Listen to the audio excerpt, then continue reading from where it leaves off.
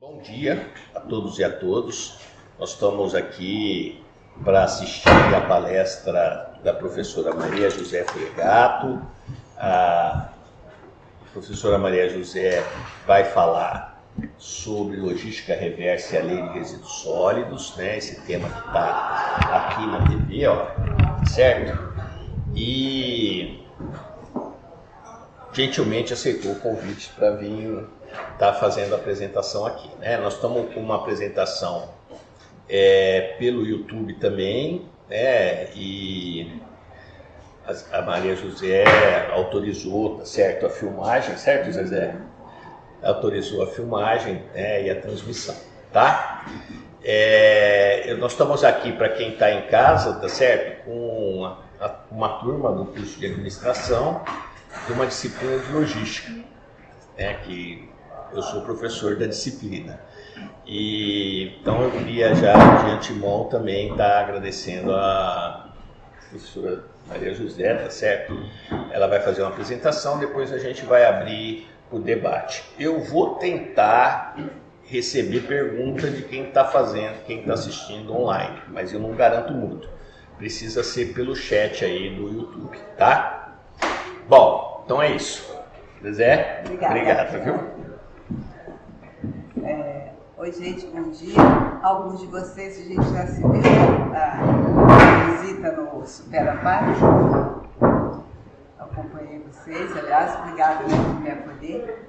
Mas, enfim, eu sou Maria José, sou engenheira civil pela UFSCar, São Carlos, e tenho mestrado em administração pública pela GV São Paulo e doutorado em administração de empresa pela também GV São Paulo. A época que eu fiz, eu queria fazer doutorado em administração pública, mas quando eu fiz não existia ainda, só tinha mestrado, então eu fiz em administração de empresas. Trabalhei em vários lugares, setores públicos, setores privados, né? Então, enfim, tem uma formação e uma atividade profissional bastante variada. Então, vou começar a apresentação. A razão da gente colocar logística reversa e a lei dos resíduos sólidos é porque ela realmente é quem define, né, como é que vai ser a logística reversa de produtos e serviços. Então, vou começar colocando aqui, vou passar primeiro um pouco de conceitos para a gente poder caminhar melhor. Então, a lei que define, né, tanto o uso de resíduos, a administração, gerenciamento de resíduos, como a de resíduos, a logística reversa, é a Lei de Resíduos 12.305, de 2010, e o decreto é o 7.404.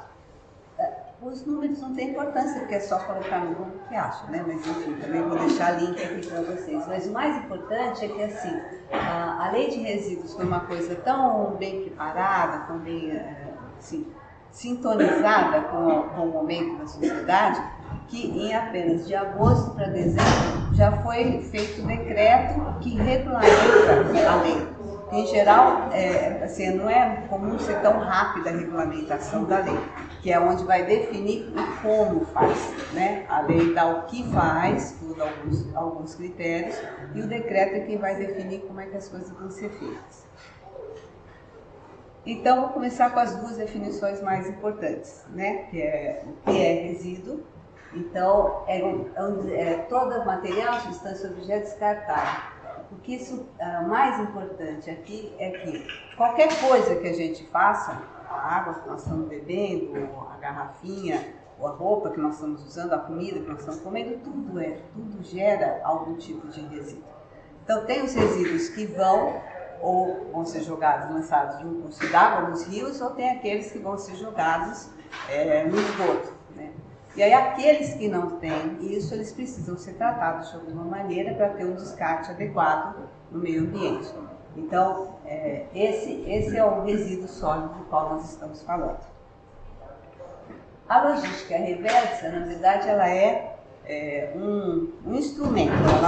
Ela tem um arcabouço legal, no qual você vai definir como é que o produto vai ser, o produto que não é usado. Não o procedimento ele coleta elementos que não são aqueles que a gente pode descartar no lixo, enfim, né, não é passível de participar da coleta seletiva, né?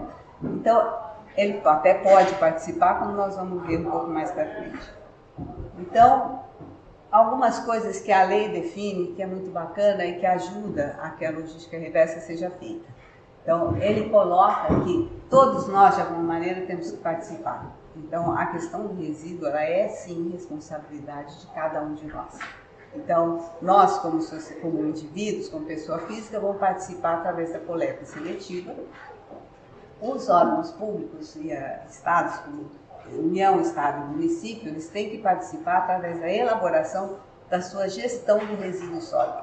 Aqui no município, aquilo que circula, o Estado em algumas coisas que são mais coletivas, até algumas coisas de região metropolitana também pode estar passando por eles, né? E a parte da União que faz o Plano Nacional, que aí dá outras diretrizes, além do decreto, para o que a gente precisa atentar. Muito bem. Outra coisa bacana que ele define, que a gente não tinha antes, é uma hierarquia, né, dos resíduos, quer dizer, como é que é o nosso comportamento frente aos resíduos que a gente gera. Então, para começar, o mais importante é a gente tentar não gerar resíduo. Em seguida, a gente tentar reduzir o que a gente produz de resíduo. Em seguida, nós temos uma reutilização. Então, se a gente não consegue reduzir, se a gente não consegue, né, não gerar, então vamos tentar reutilizar.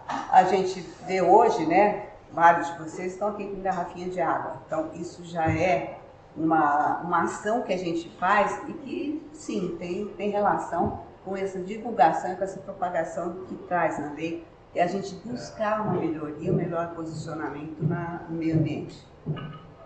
Aí, o que não for, vai para uma reciclagem, e aí tem vários meios, né, vários tipos de produto, e aí, a partir daí, então vai ter uma destinação adequada, né, para ele. Outras coisas importantes que a lei trouxe para todos nós. Então a gente não tinha, por exemplo, uma quantificação de resíduos, a gente não sabia o que a gente produzia nem quanto.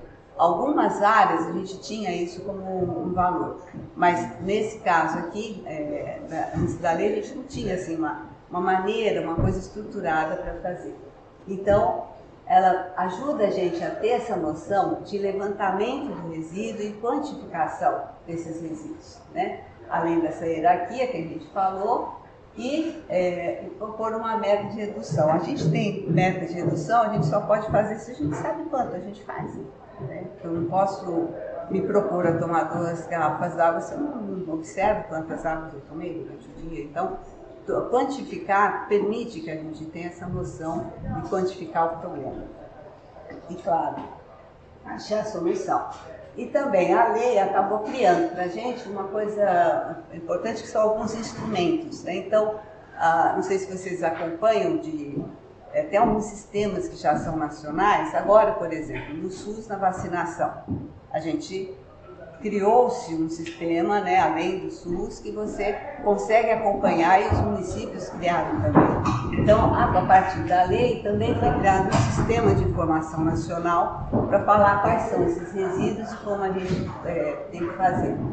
A outra coisa importante é a educação ambiental. Não sei se vocês têm aqui algum tipo de aula sobre cuidados com o meio ambiente e tal, uma educação ambiental, mas a lei incentiva e dá inclusive verba para isso. Então, se você for fazer um curso, né, sobre educação ambiental, passar isso para frente, aqui a escola que vocês forem fazer, existe uma verba no governo federal que propicia, que permite que você faça isso e incentiva, dá dinheiro efetivamente. Né?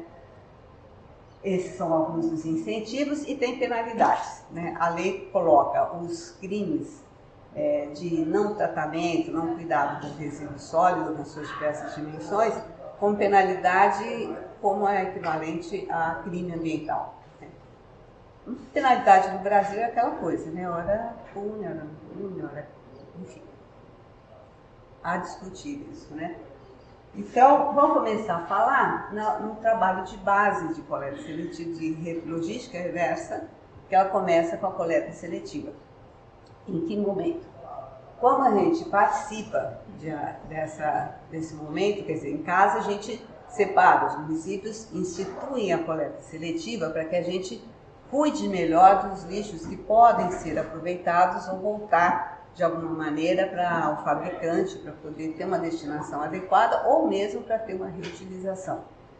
Então, a coleta seletiva, ela tem isso aqui também muito importante, a gente não ter... Eu implanto uma logística reversa e ela, de alguma maneira, ela não atrapalha e nem concorre com a coleta seletiva. E antes, pelo contrário, algumas vezes ela faz parte, é uma combinação. A indústria faz um acordo setorial, que é uma das formas, né, de lidar, promover a coleta, a logística reversa, e ela entra passando por essa questão que é a coleta seletiva. Ela trabalha em conjunto com ela.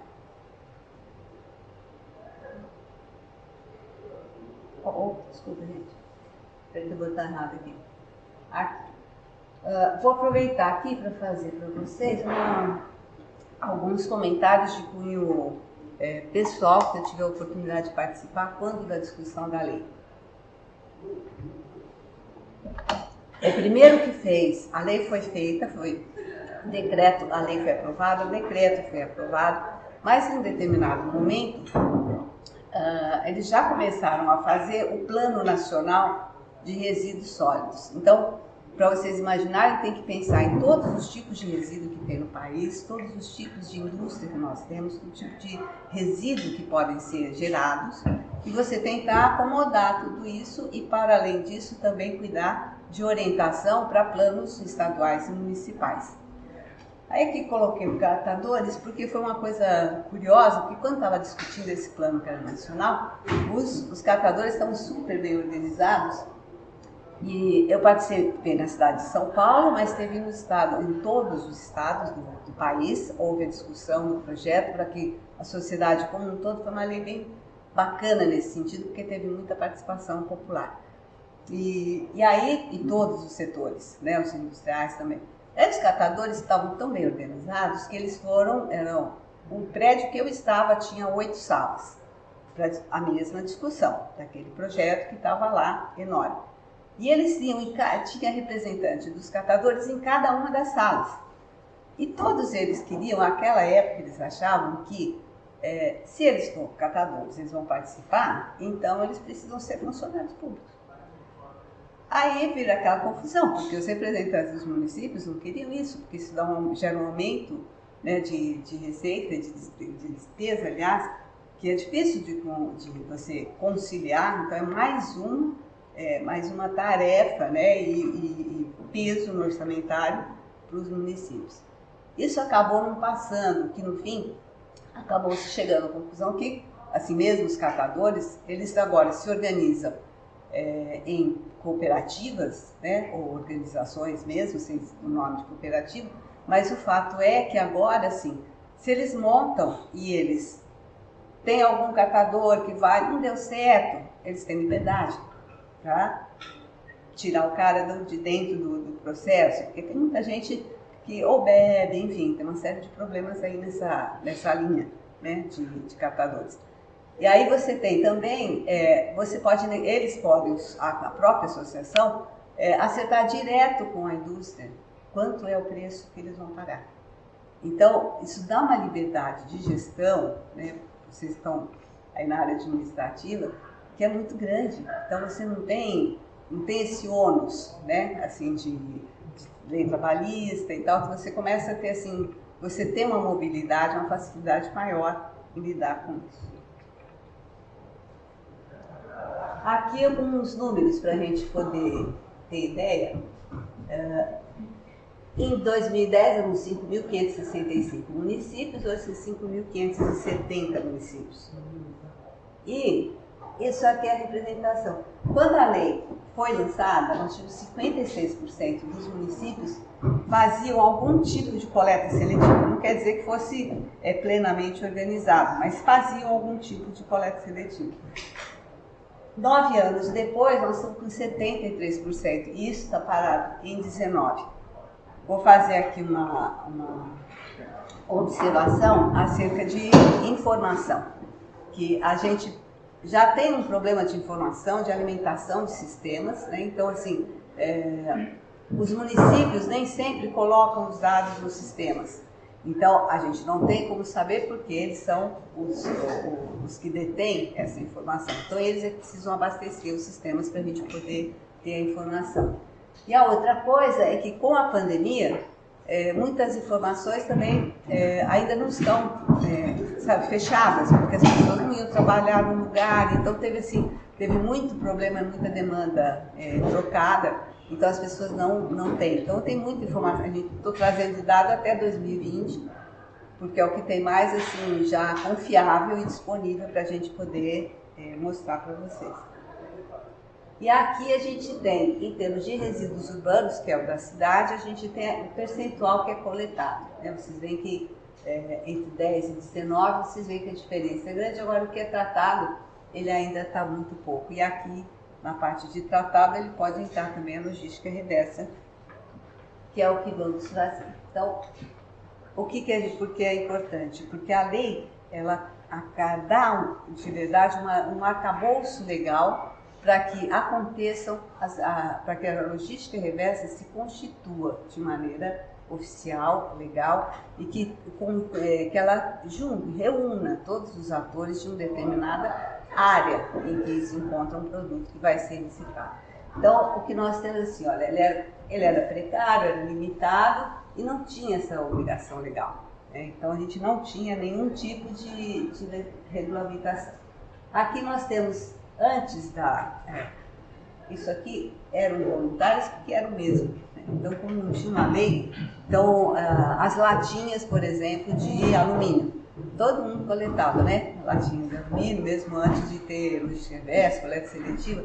Então, isso é porque a indústria de alumínio viu que era bacana voltar e ela promoveu e fez um acordo no setor, porque era fácil, também não eram tantos produtores, então ela fez isso, então era mais fácil. Então, hoje, é o que tem maior sucesso em termos de logística reversa, de reaproveitamento dentro dessa linha. Então, como fica a logística reversa propriamente dita? Ela tem 3 instrumentos que podem ser feitos e efetivados pelas empresas. Ou acordo setorial, ou regulamentação do poder público e termo de compromisso. O acordo setorial, aqui também é tudo definido, assim, o que você precisa ter, como participar, a lei coloca tudo bem claro, todas essas formas de participação.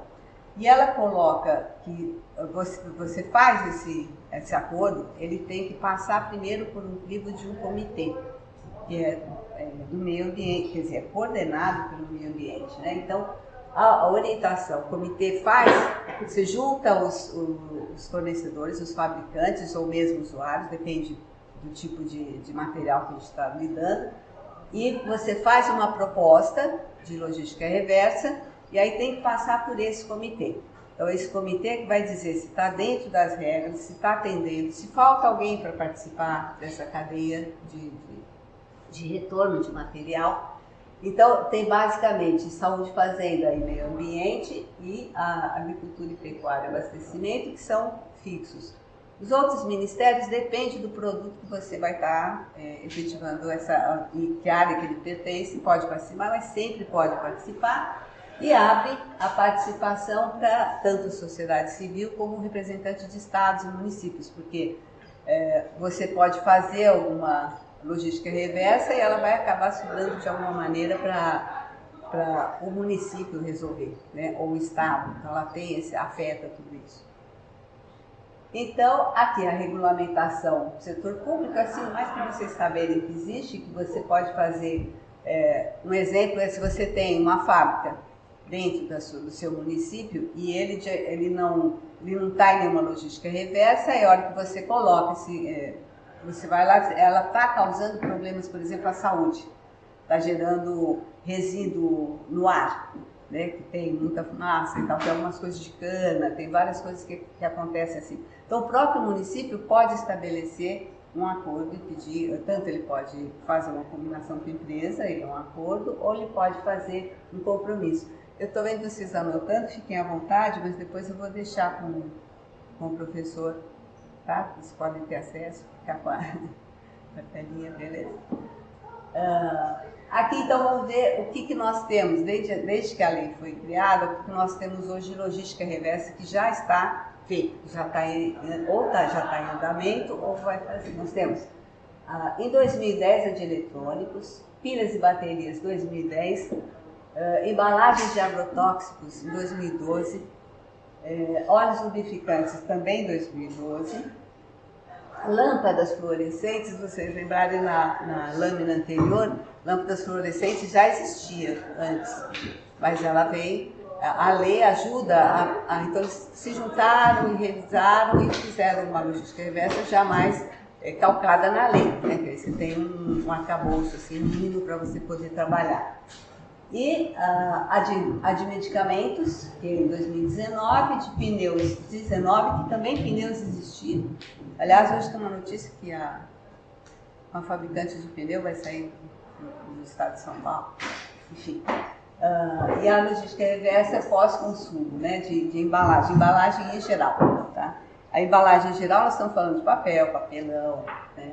Então, eu vou falar da logística reversa de medicamentos, porque também aqui eu trago um pouco de informação do que eu vivenciei nessa época.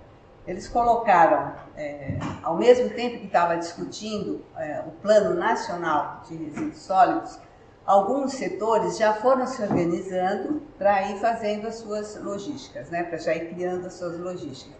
Alguns deram, que vocês viram ali na lâmina anterior, a eletrônica foi de 2010, pilha. Então, alguns porque já estavam minimamente organizados e outros porque eles ainda iam fazer. Então, tudo é definido dentro dessa logística reversa. Tem um arcabouço mínimo que você vai colocar, se define como lei, né? Se define quais são os conceitos, o que está ali, quem é que participa e quem é que não participa dessa logística. Agora, a questão do medicamento é uma coisa curiosa, porque assim, a empresa farmacêutica, a indústria farmacêutica produz o medicamento, beleza. Aí ela pega e ela usa para fazer isso elementos químicos, que são outras indústrias químicas, enfim, que produzem isso. Então, essa indústria química manda e a indústria farmacêutica produz o medicamento. Eles já têm um acordo de devolver o que ele não utiliza, o que resta, o que é resíduo deste processo de produção, ele já volta para as indústrias químicas para darem uma destinação adequada.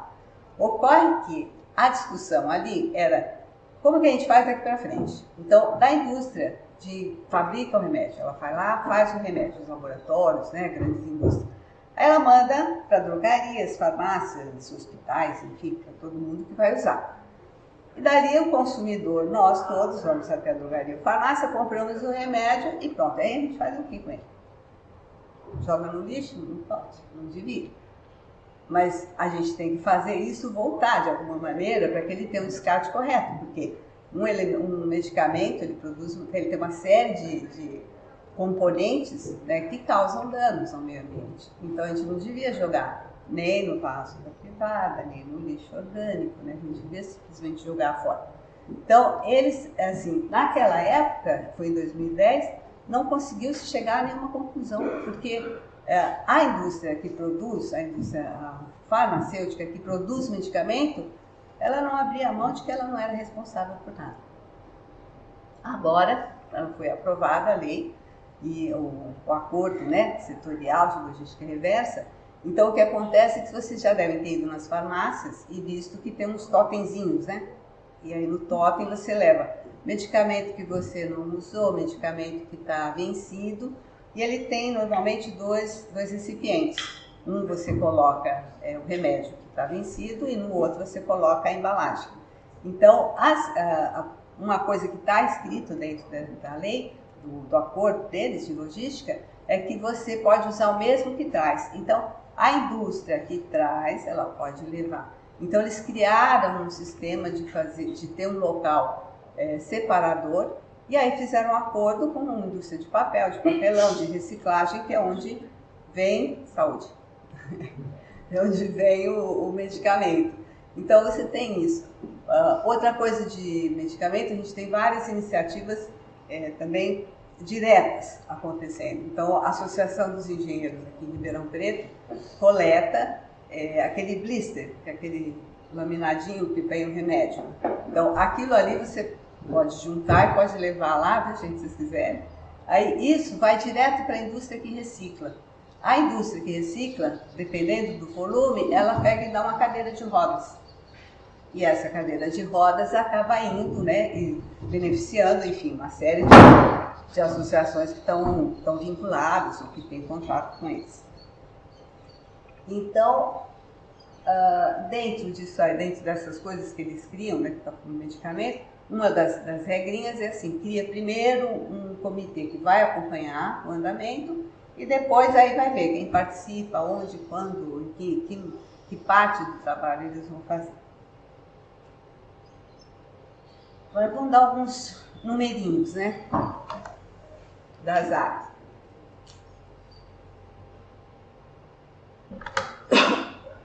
Como vocês estão vendo, tudo informação de 2020. Então nós estamos esperando que os órgãos atualizem para a gente poder acessar e trazer mais informação. Então, gente, em 2020... Ainda que teve ser 2020, nem o censo conseguiram fazer. É verdade, é verdade. Ele ainda continua, né? Esse período agora realmente se deu uma detonada, né, no setor de informações. Aqui nós temos, olha, 1,5 milhão de toneladas de plástico foi recolhido ou voltou para reciclagem. Aqui, isso é 25%. Então, assim, a gente vive vendo matéria, né, na televisão, porque caiu muito plástico, tem toda uma equipe lá, o pessoal se organiza, ONGs e tal, para tirar o plástico do meio do oceano, que já triturou, virou, o peixe comeu, a gente vem, a gente está comendo plástico de novo. Então, assim, é sério, é importante a gente ter essa consciência do que fazer com o que a gente consome. É bem, assim, legal a gente estar com essa antena. Papel e papelão, 66%. A diferença é porque ele também já acontecia, né? E vidro, 50%. Metais. Aqui vem a campeã, né? Que é a latinha de cerveja, que ninguém gosta. E tem 97%, né? E de aço, aí aço, olha, 21 milhões de toneladas, gente, de sucata de aço. E é uma coisa assim, né? É sério, essas coisas são assim, pesadas, são difíceis de você imaginar que você vai fazer, voltar isso para algum lugar, né? Então, quando você pensa que como é que vai se dar essa logística reversa, então, ou tem que organizar as próprias indústrias para que elas tenham locais para fazer. Porque um outro ponto importante aqui é que você não pode descartar em qualquer lugar, nem armazenar em qualquer lugar. Então, a gente tem ecopontos, né, aqui, não sei se já foram visitar algum ecoponto na cidade. Então, a parte que é, por exemplo, de alumínio, de pilhas e baterias, isso ele não vai direto no solo. Então, você tem toda uma regra, uma norma para você colocar isso.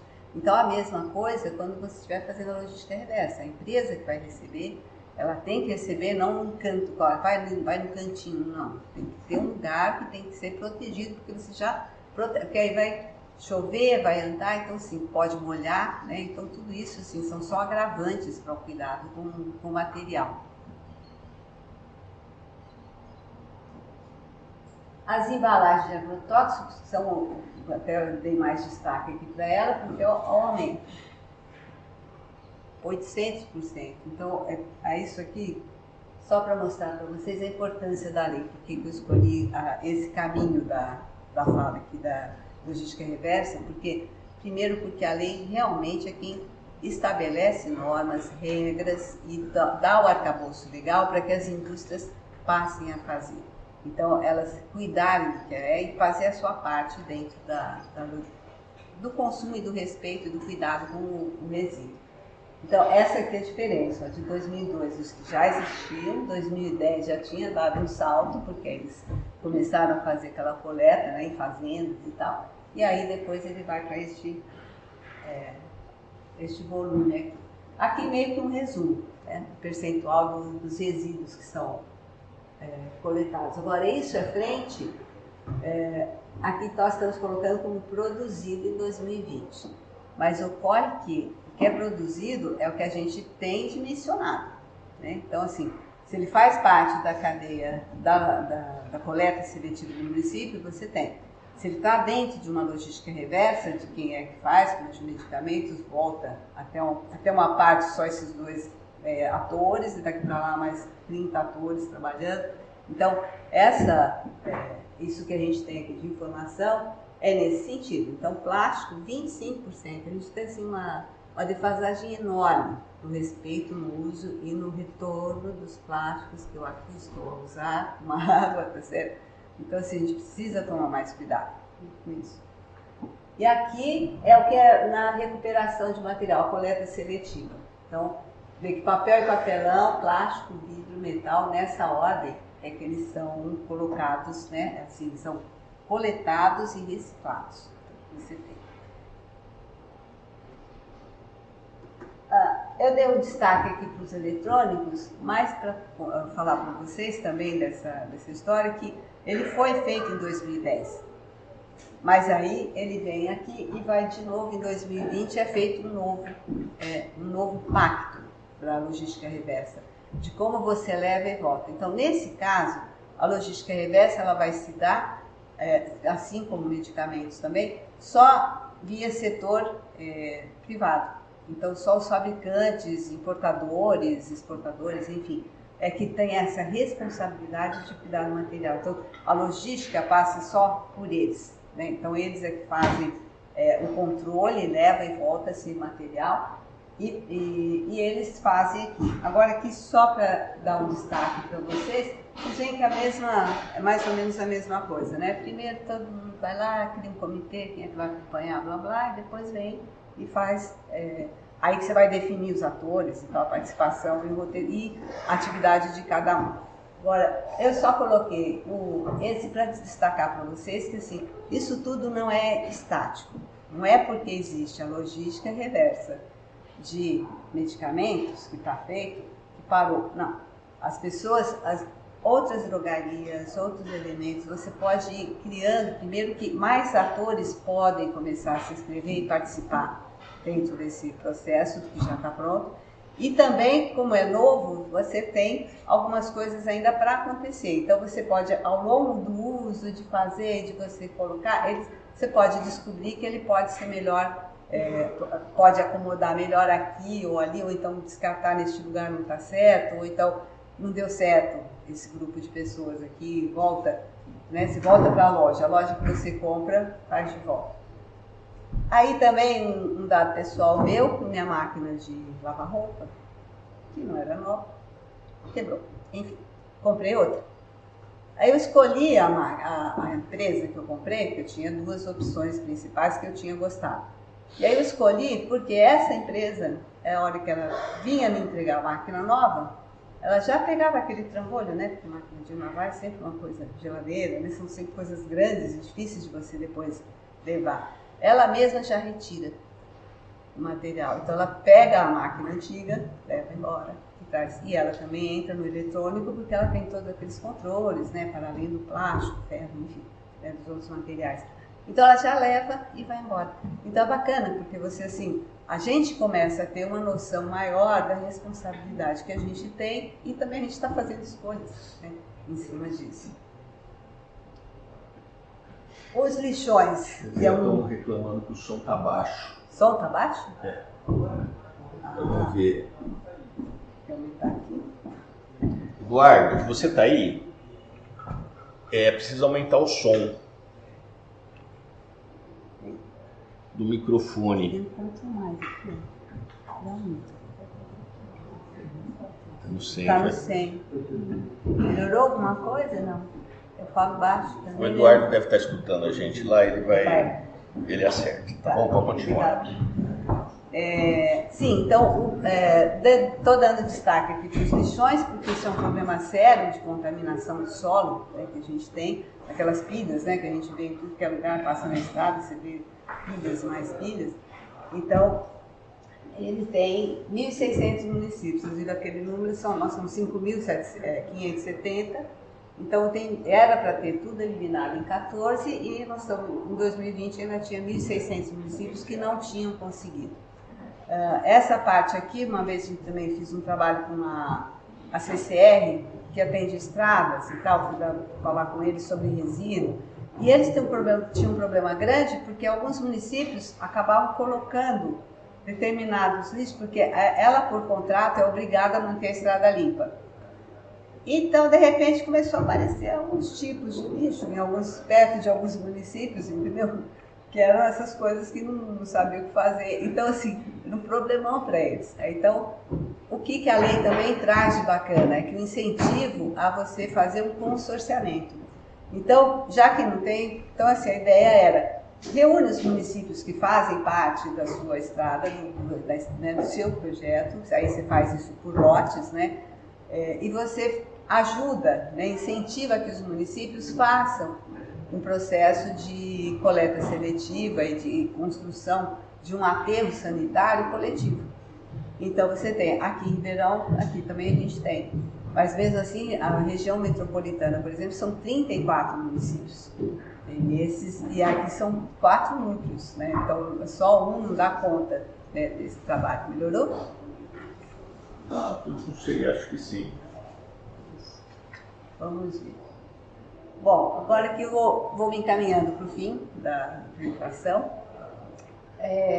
a lei fez, em 2020, fez 10 anos. E aí não teve nem muita comemoração, porque estava tudo no meio da pandemia, então não dava para fazer muita atividade, então não teve muito trabalho.